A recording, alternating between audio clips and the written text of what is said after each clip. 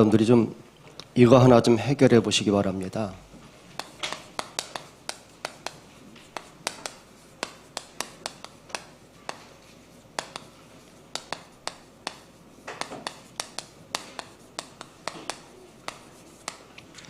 한번 읽어보실까요?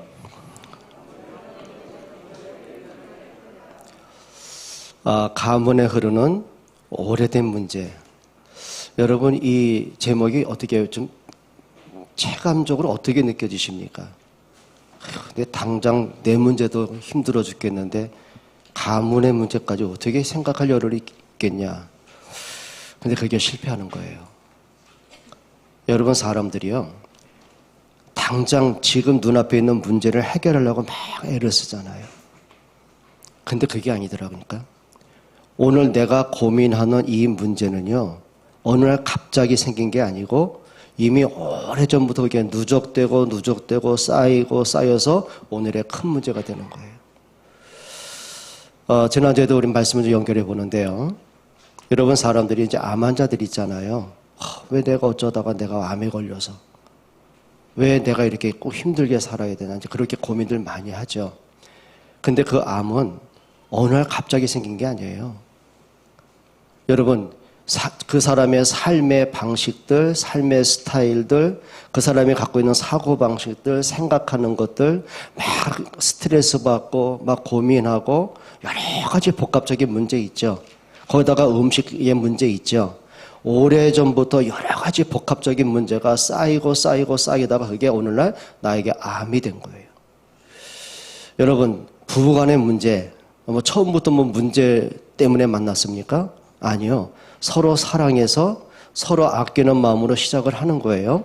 그런데 어느 날 살다 보니까 살아온 세월만큼 10년을 살았던 50년을 살았던 살아온 세월만큼 서로 속에 쌓이는 것이 앙금이 되는 거예요. 그게 이제 사람들은 핑계대기로 성격 차이 이렇게 말하는데 성격 차이 아닙니다. 그것은 내 성격은 어느 날 갑자기 된 게 아니고요. 어머니 뱃속에서부터 영양받고 거기서 영양받은 것들이 형성된 게 성격이고 근성이 되는 거예요. 그럼 그 성격과 성격이 부딪히니까 문제 올 수밖에 없는 거죠.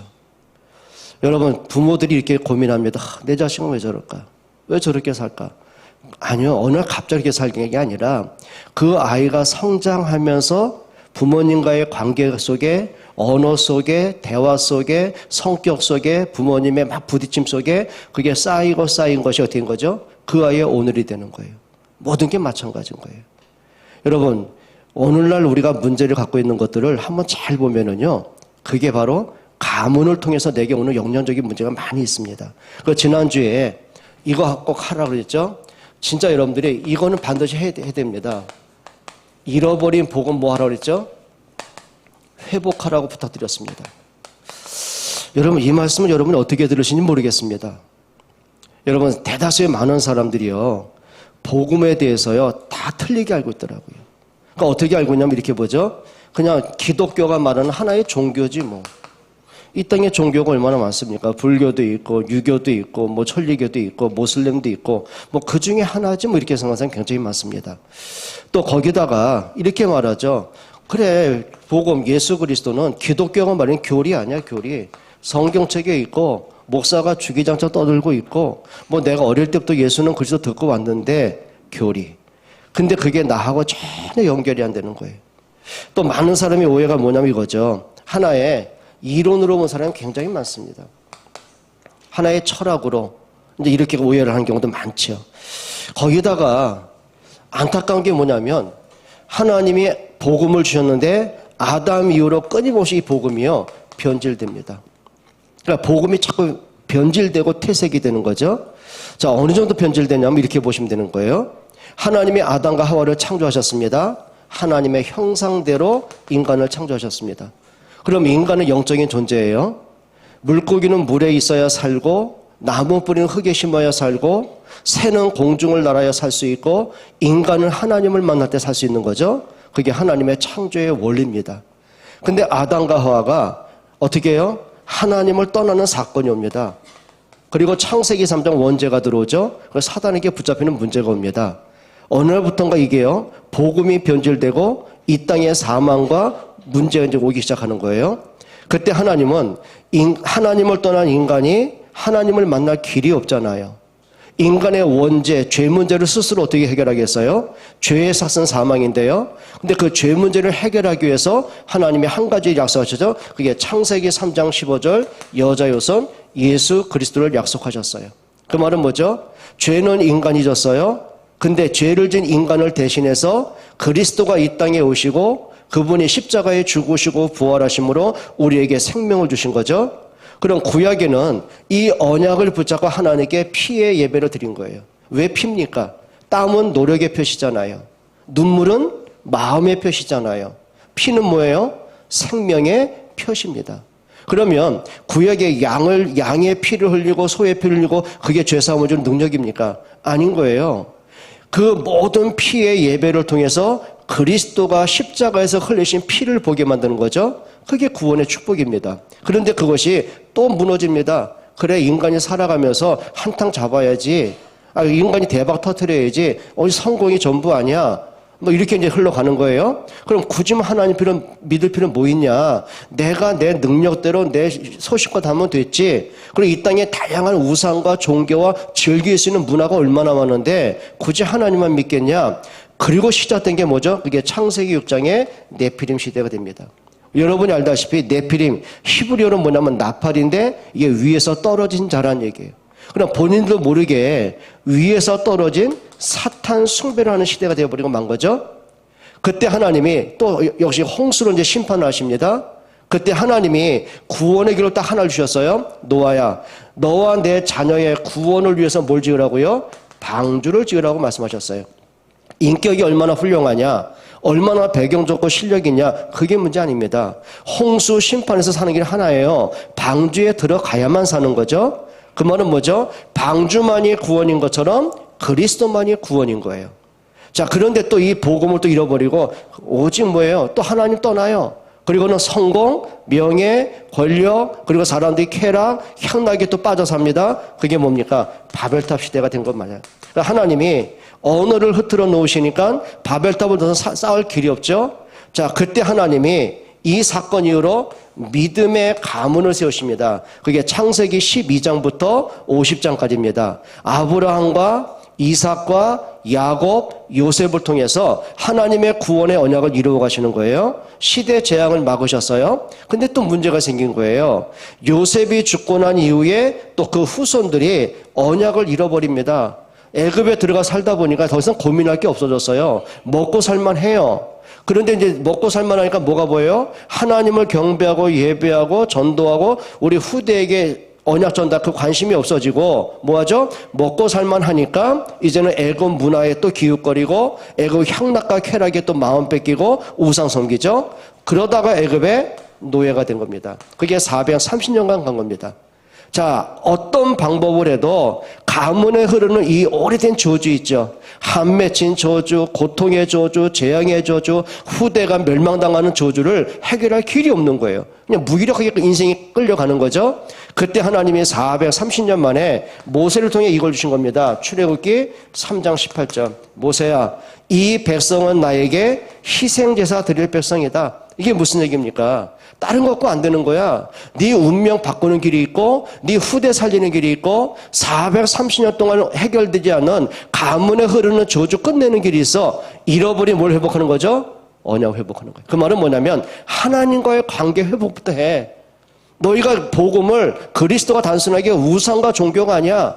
하나님은 오직 그리스도로만 너희를 구원하기 원하셔. 이걸 깨닫는 거예요. 6월절 양의 피 바른 그날에 430년간 흐르던 가문의 오래된 저주가 끝이 납니다. 출애굽하죠. 노예에서 자유를 얻어 나옵니다. 그리고 가나안 땅을 정복한 거예요. 근데 또 문제가 온 거죠. 이 사람이 또 복음을 자꾸 변질시켜요.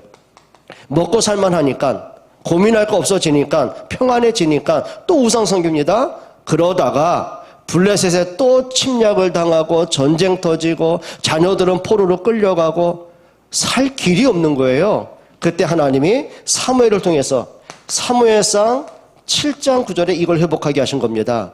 사무엘이 젖 먹는 어린 양을 취하여 여호와께 온전한 번제를 드렸더니. 그 날에 어떤 날입니까? 하나님을 떠난 사람들이 하나님께 돌아온 그 날에, 우상 섬기던 그 사람들이 우상을 버리고 하나님께 돌아온 그 날에, 언약 잃어버리고 살아가던 사람들이 그리스도의 언약을 회복하던 그 날에 하나님이 블레셋 사람을 치십니다.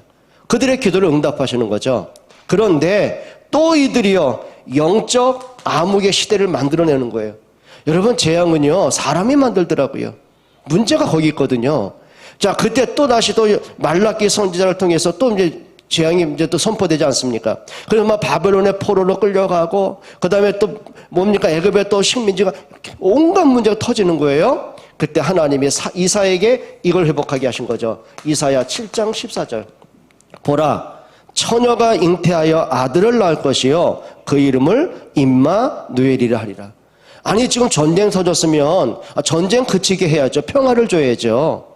지금 자식들이 포로로 끌려갔으면 그들 돌아오게 해야죠. 성이 불타버리고 곡식을 다 뺏겼다면 먹고 살게 해야죠. 사람들의 관심은 육신적인 거잖아요. 근데 하나님이 이걸 말씀하세요. 근본을 좀 회복해라. 근본. 예를 들면 이렇게 보시면 되는 거예요. 우리 자녀가 부모를 거역하고 집을 나가버렸어요. 가출했어요. 그리고 허랑방탕하고 살아요. 그때 자녀가 이제 전화합니다. 나 술값 없어요. 술 보내주세요. 나 스포츠카 사야 돼요. 돈 3억만 보내주세요. 보내줄 부모 있습니까? 더 애들 망가지는데요. 그럼 부모는 딱 한마디 합니다. 집에 들어와. 아이가 원하는 건 노는 돈이에요. 놀아에게 돈이 필요한 거고, 그렇죠. 명품 살려니까 돈이 필요한 거고, 차를 사니까 돈이 필요한 거예요. 근데 부모는 뭐예요? 돌아와. 돌아와. 그러니까 하나님의 마음이 그렇다는 거예요. 우리가 복음을 잃어버리고 하나님을 없이 살아가는데 뭐예요? 관심은 모든 거, 돈, 먹고 사는 거, 성공, 뭐 건강하고 애들 잘 되고, 뭐 투자한 주식 뭡니까? 이익 증가되고, 내가 집을 샀는데 그게 막 뛰고, 우리의 모든 관심은 거기 있잖아요. 근데 점점 우리의 영적인 건 뭐예요? 하나님 없는 인생을 사는 거예요. 자, 전쟁 터지고 포로가 되고 재앙이 오는 그때에 하나님은 다른 거 안 주셔요. 근본을 자꾸 말씀하셨어요. 보라, 처녀가 잉태하여 아들을 낳을 것이요 그 이름을 임마누엘이라 하리라. 사람들이 듣기에는 관심 없는 얘기예요.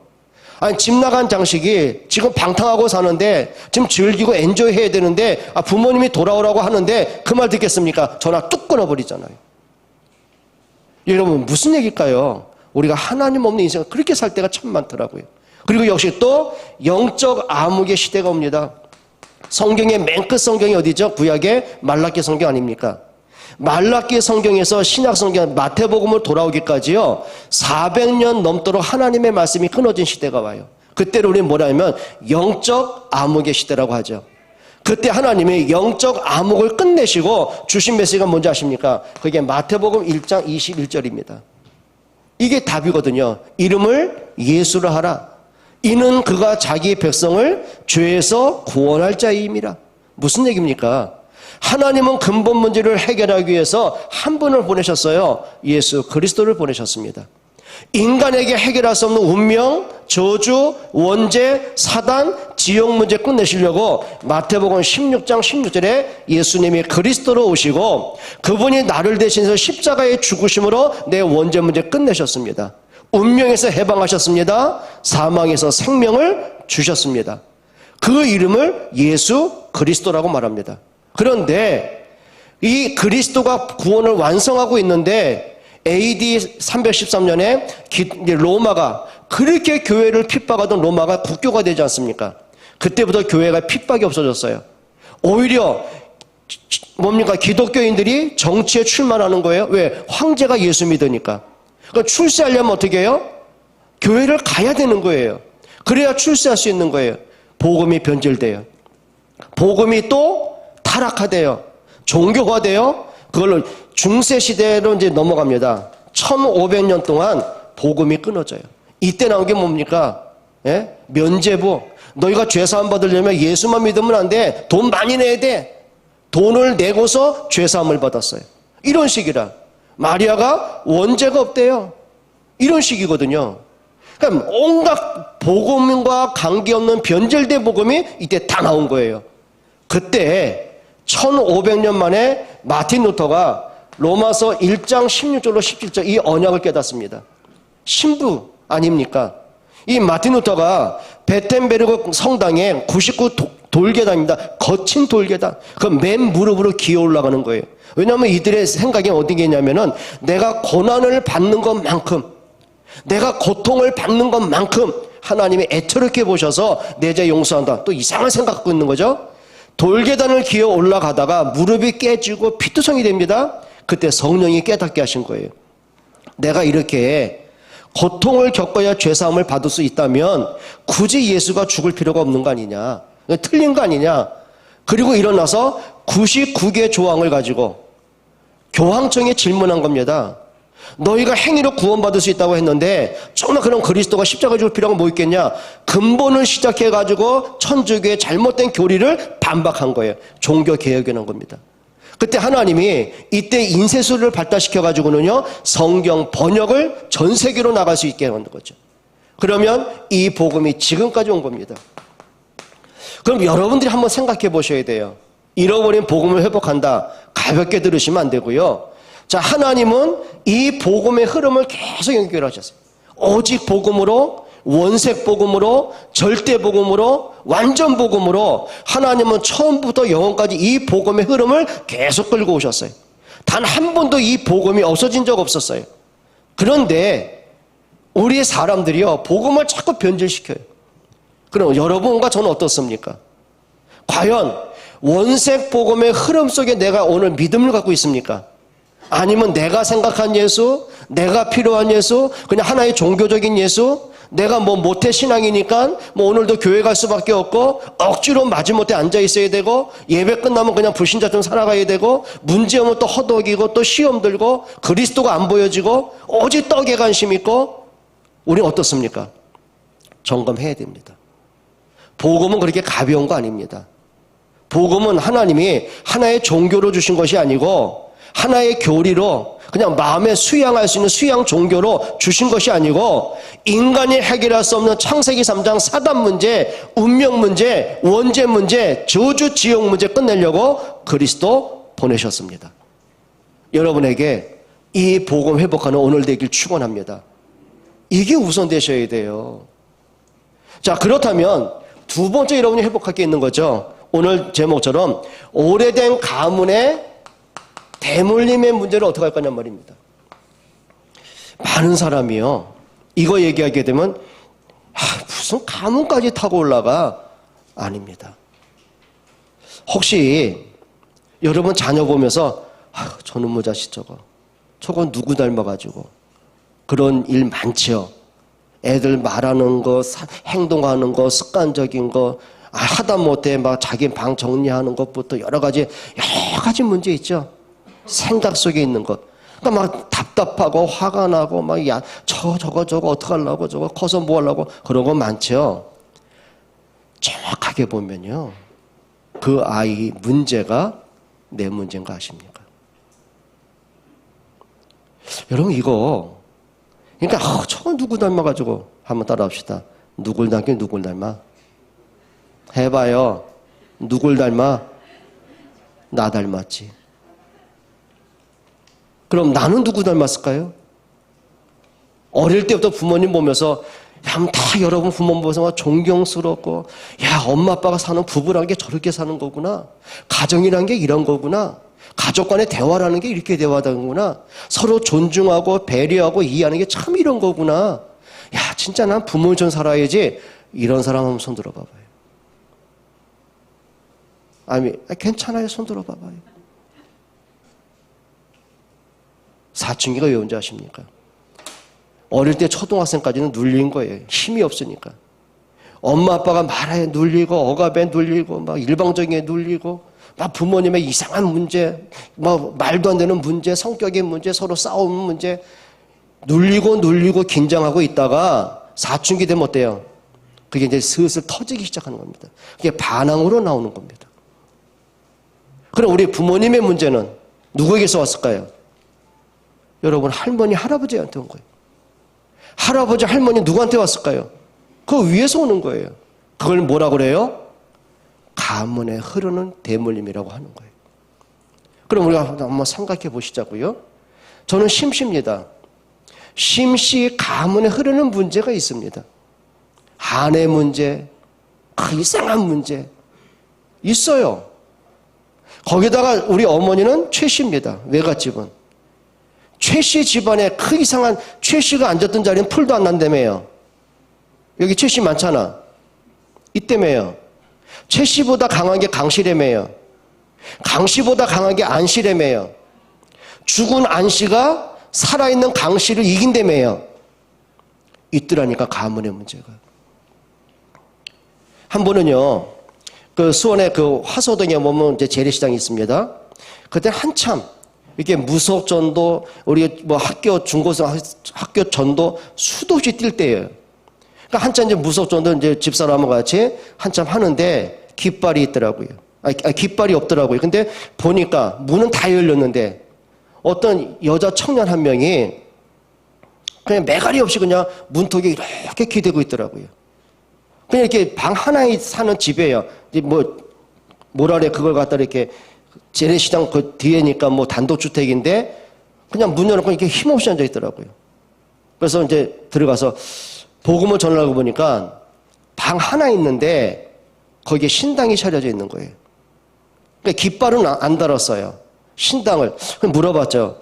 신당을 차려놓으시고 보살님 어떻게 깃발 안 다셨으니까는 맥없이 신은 받아들였는데 나는 무당으로 살고 싶지 않아서 그냥 하고 있다고. 그러니까 신을 위해서 자기는 신을 위해서 이렇게 뭐랄까 달래주는 굿을 계속한대. 한참 얘기하는 중에 그 어머니가 평택에서 무당이고 그 할머니도 평택에서 무당이고 다 살아계세요. 근데 이 아가씨가 중학교 갔는데 갑자기 하다 그런 거 있죠. 신기 딱 떠는 거 있죠. 그러다 픽 하면 너 오늘 집에 갈 때 길 조심해. 그럼 그렇게 경고한 그 아이가 가다가 교통사고 나고 뭐 이런 식이니까 애들이 귀신 들렸다고 얘를 괴롭히기 시작하는 거예요. 왕따를 시키는 거예요. 폭력을 가하는 거예요. 그래서 이제 부모님이 너무 고통스러우니까 여러분 무당들 치고요. 나 무당 되고 싶어서 무당 된 사람 단 한 명도 없습니다. 무당 안 되려고 바락바락 버티는데 어쩔 수 없는 거예요. 신병이 오면 감당이 안 되는 거죠.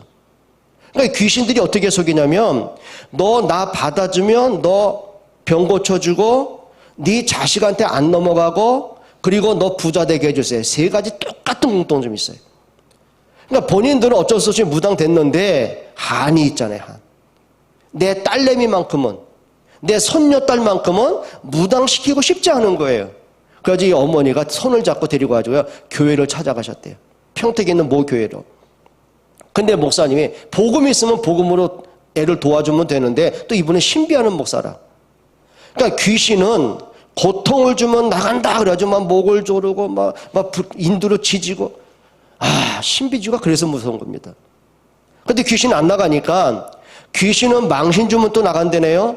그냥 다 큰 아가씨를 속옷 차림으로 거리에 데리고 나가니 얼마나 창피하겠습니까? 귀신이 나가겠습니까? 애가 더 미쳐버리는 거예요. 그러니까 이제 할머니와 엄마 무당이 어쩔 수 없으니까 너 신 모셔라. 그리고 구순하지 마라. 그리고 일주일에 한 번 네가 신을 달래주는 굿만 하고 그리고 이제 처녀가 21살의 처녀가 한참 복음 전하는데 이 처녀가 저한테 묻더라고요. 무당이. 목사님, 저는 한 가지 소원이 있습니다. 저는 다른 거 다 원하지 않습니다. 몸 좀 건강해서 나를 사랑해주는 남자와 결혼하고 자식 낳아서 그냥 알콩달콩 게 소원인데 이 소원 이룰 수 있을까요? 말했습니다. 제가 뭐라고 대답했을까요? 거짓말 못하겠더라고요. 네 소원 절대 이루지 못한다.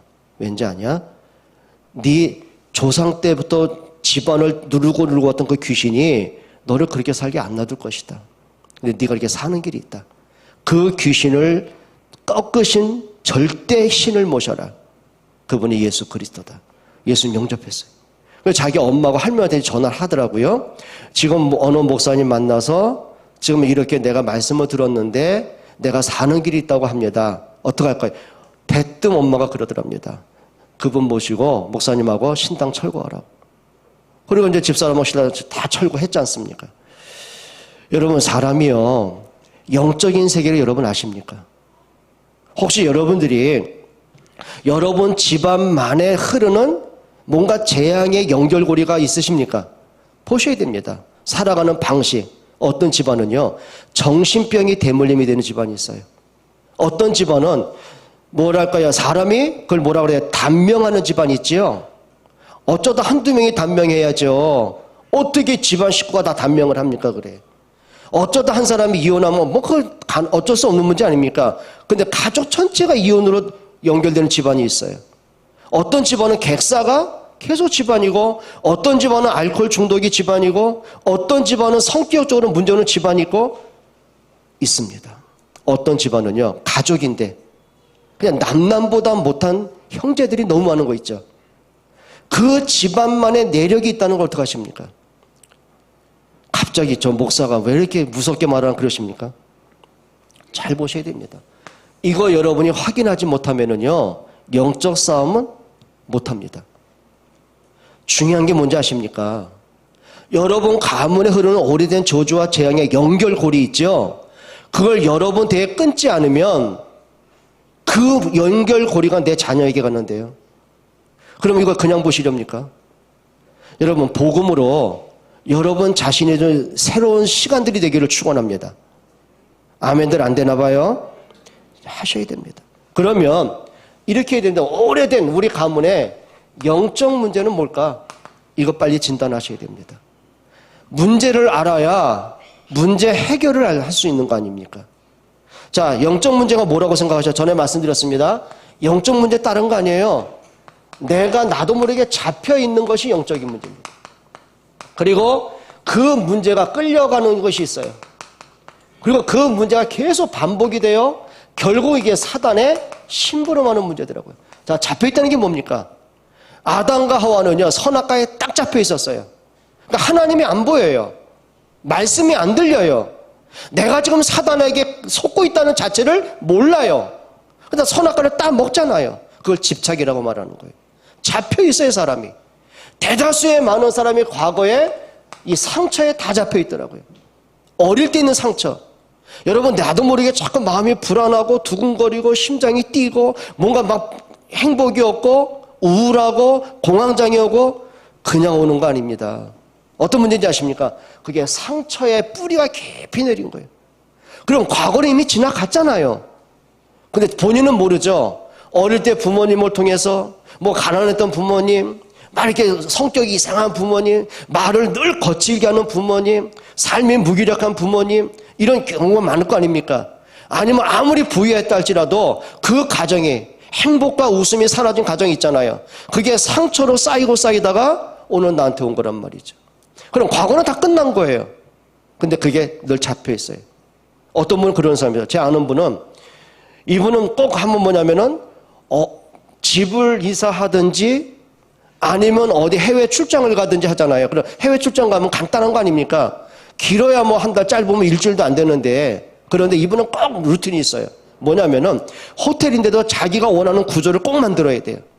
침대 방향, 아니면 호텔에 있는 책상이 있잖아요. 그것도 내가 원하는 위치 꼭. 그래야 뭔가 안정이 되고 일을 한대요.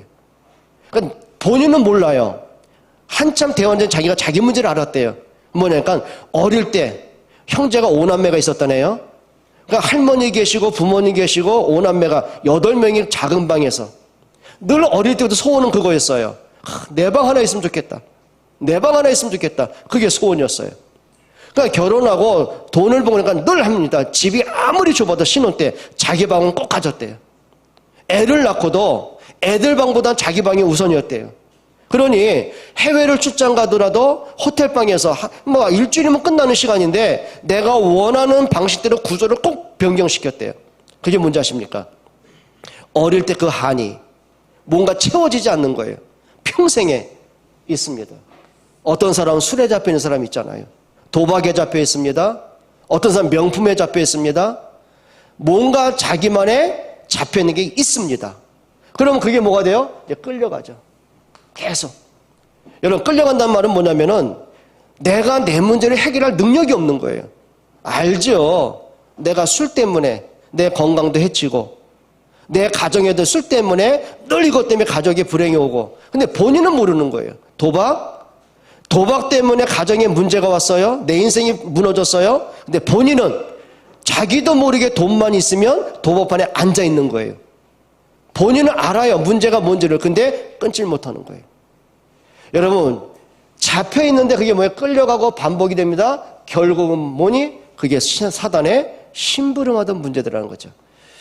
여러분, 가문의 어린 문제를요, 좀 정복하셔야 됩니다. 끌려가면 안 돼요. 그걸 끌고 가야 돼요. 반복되면 안 돼요. 그거를 정복해야 돼요. 근데 내 힘으로 되냔 말입니다. 내 의지로 이 문제가 해결됩니까? 내 의지로 해결됩니까? 안 돼요. 여러분의 무슨 이렇게 전투력이 있는 성격 갖고 됩니까? 안 돼요. 사회적인 성공과 지위로 됩니까? 안 돼요. 대통령이 되고 나서도 자기 문제 해결이 안 되니까 자살하는데요. 어떡할 겁니까, 이게? 사람의 의지로 해결이 안 돼요. 그래서 하나님이 그리스도를 보내신 거예요. 인간의 힘으로는 내 영적 문제, 가문의 문제, 내 운명의 문제 바꿀 길이 없어요. 그래서 하나님이 그리스도의 이름을 주신 겁니다. 그러면 예수 그리스도가 종교로 끝나면 안 되잖아요. 여러분에게 생명이고 여러분에게 능력이 되길 축원드립니다. 자, 그러면 이걸 바라야 돼요. 문제가 와서 문제가 아니고요, 그 문제가 올 수밖에 없는 영적 상태를 바꾸면 됩니다. 상태를 바꾸면 돼요. 오늘 성경이 그 내용 아닙니까? 지금 이스라엘 백성들이 430년까지 노예로 사는 거예요. 그런데 노예로 살 수밖에 없는 근본 문제 몰라요. 그런데 내가 노예로 사는 것 때문에 늘 눌리고 의기소침하고 그것 때문에 불행하다고 느끼고 이 문제 언제 끝나나 해결할 능력도 없으면서 이 문제 언제 끝나지 막 거기서 막 한을 품고 또 내 자식이 노예로 사는 거 보면서 또 한을 품고 길이 없어요. 이들이 해야 돼요. 문제는 뭐냐면 노예로 사는 게 오는 게 문제가 아니더라니까요. 그렇게 살 수밖에 없는 오래된 문제 있잖아요. 그래, 요셉 이후에 우리가 언약을 잃어버리고 살아왔구나.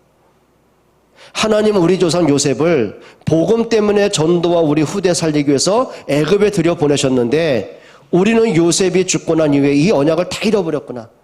먹고 살만하니까 하나님이 없어도 될 만큼, 하나님의 도움이 필요 없을 만큼, 은혜 없이도 살아갈 만큼 헛된 생각에 잡혀왔구나.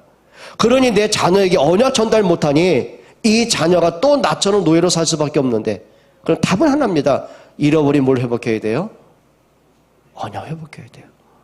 복음 회복해야 돼요. 특히 우리 모태신앙들이 대부분 아닙니까? 그리고 어릴 때부터 신앙생활 다 해오지 않았습니까? 여러분이 생각하는 예수 그리스도는 누구십니까? 그냥 부모님 때문에 어쩔 수 없이 그냥 교회 앉아 있어야 되고 내가 신자니까 예배당에 와야 되고 그 정도입니까? 근본 바꾸길 축원합니다. 예수는 그리스도십니다. 그리스도는 하나님 만나는 구원의 길을 여셨습니다. 그분은 십자가에서 여러분의 운명을 바꾸셨습니다. 여러분의 죄 문제 끝내셨습니다. 부활하신 예수 그리스도는 여러분 가문의 저주와 사단의 머리 박살내시고 여러분에게 생명을 주셨습니다. 여러분 그리스도가 확인되는 시간 되길 바랍니다. 여러분들이 오래된 문제, 그것이 나에게 끌탕하고 한이 되고 상처가 될 게 아니고 아시면 됩니다. 아, 이게 올 수밖에 없는 문제였구나. 그러면 이 문제를 해결하는 길은 하나입니다. 오늘 성경처럼 6월절 양의 피 바르면 됩니다. 홍수 심판에서는 방주에 들어가면 됩니다. 그렇죠. 예수 그리스도가 십자가에서 모든 문제 끝나셨다면 여러분 십자가의 복음이 단순하게 2000년 전에 그 일이 아니고 지나간 일이 아니고 그 십자가에서 내가 문제가 끝났음을 확인하시기 바랍니다. 여러분 도전하시고 승리하셔야 돼요. 그 결과로 오는 문제가 있습니다. 그게 출애굽의 역사입니다. 출애굽한 그들과 하나님은 함께 하셨어요. 그래서 출애굽기 13장 21절에 보게 되면 하나님이 그들 앞서 가셨다고 그랬어요. 무슨 얘기죠? 하나님이 출애굽한 이스라엘 백성들에게 가나안 땅을 약속하셨잖아요. 너희가 길 찾아가가 아니고 하나님이 앞서 가셨어요. 그리고 그들이 낮에는 구름 기둥으로 그들을 보호하시고 인도하셨어요. 밤에는 불 기둥으로 그들을 인도하셨어요. 여러분 무슨 얘기입니까? 구원받은 우리와 함께 하신 하나님을 누리시길 바랍니다. 그러니까 신앙생활은 그냥 에휴, 내가 열심히 하면 복 주겠지. 그건 무당한테는 얘기고요. 그게 아니고요. 그래, 예수님이 나를 십자가에서 모든 문제 끝내셨다면, 부활하신 예수님이 내게 그리스도로 신분을 주셨고 생명을 주셨다면 복음이면 전부인데, 복음 안에 모든 게 다 있는데, 여러분 복음을 끝내야 돼요. 복음을 끝내기로 축원해요. 그게 응답입니다. 여러분 한 가지 답을 찾으세요. 그러면 나에게 이 복음은 뭔가 한번 찾아보시기 바랍니다. 그냥 가볍게 생각한 것입니까? 아니면 기독교 교리로만 받아들일 겁니까? 그냥 이 세상에 있는 많은 종교 가운데 기독교라는 종교를 선택한 겁니까? 아닙니다. 복음은 이겁니다. 하나님이신 유일한 복음이에요. 유일한 복음. 예수님 말씀하셨어요. 내가 곧 길이요 진리요 생명이니 나로 말미암지 않고는 아버지께로 올 자가 없습니다. 베드로는 분명히 고백했습니다. 다른 이로서는 구원을 받을 수 없나니 구원받을 만한 다른 이름을 주신 적이 없습니다. 그러니까 하나님 만나는 길은 오직 그리스도 한 분이고요. 여러분이 운명과 가문의 저주에서 승리하는 길은 하나입니다. 오직 그리스도입니다. 복음은 부족하지 않습니다. 완전한 복음이죠. 그걸 복음의 완전성이라고 합니다. 예수님 말씀하셨어요. 내가 다 이루었다. 뭘요?